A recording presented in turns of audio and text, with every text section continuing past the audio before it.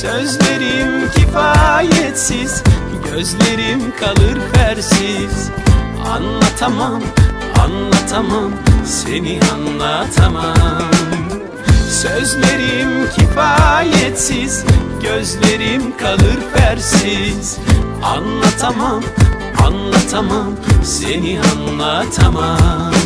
Seni iki kelimeyle olsun anlatamam sevgilim. Belki iki cümlede olsa anlatırım sevdiğim. İyi dinle şimdi o iki cümleyi söylüyorum. Seni seviyorum ve de ölene dek bekliyorum. Beklediğim zamanlarda bile seni hatırlamak çok güzel. Yanımda yoksun, aşkım oldun benim için bir özel. Enjekte ettim senin aşkını benim kanıma. Anlamadın beni hiçbir zaman, it gibi sevdin ulan. Sensizliğe dayanabilir mi ki bu aciz kalbim? Sözlerim kifayetsiz ve gözlerim kalır fersiz. Ben seni hiç kimseye anlatamazken sevgilim, çektin gittin be kadın, seni çok seviyorken. Sözlerim kifayetsiz, gözlerim kalır fersiz. Anlatamam, anlatamam, seni anlatamam. Sözlerim kifayetsiz, gözlerim kalır fersiz. Anlatamam, anlatamam, seni anlatamam.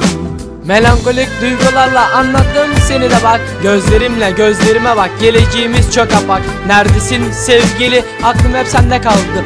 Ben de bir yar sevdim, onu da eller aldı. Terk ettim bu kişiyi, evet terk ettin beni. Sen gittiğin günden beri kapattım mı gözleri. Bir umutla bakıyorum telefon aramıştır diye. Ama nafile o beni hiç aramamış, sormamış bile. Gel desen gelirdim oysa ben senin yanına. Seni çok seviyorum, haykırıyorum dünyaya. Ne olur sevgilim bir kerecik bak suratıma. Dön geri artık seni seven bu adama. Bedenlerimiz ayrı olsa bile kalplerimiz bir bizim. Neden gittin bir anda, kalmadı ki mecalim.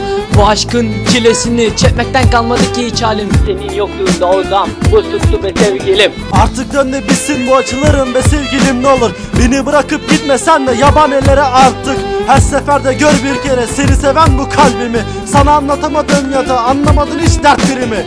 Bizim aşkımız tıpkı bir ıssız ada gibiydi yarim. Hiçbir arada olamadık ve hiçbir zaman gülemedik.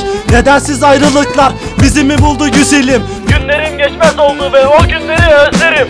Yolunu da gözler oldum, Akhisar'da dinmez acılar. O zalim sevgili beni en içlerimden yaralar. Gelmediğin günlerde bile kalbim derinden sızlar. Beni öldür ama sakın ola bırakma zalim yar. Eğer ki gidersen benden buralarda nasıl yaşarım? Kuytu köşelerde her zaman için ben de ağlarım. Git artık istemiyorum seni desen de inanma sevgilim. Seni çok seviyordum, seni nasıl unutabilirim? Aha, Fısıltı, Fit, Dolunay ve Firari 2011 İntizar Rap Time. Seni anlatamam. Sözlerim kifayetsiz, gözlerim kalır fersiz.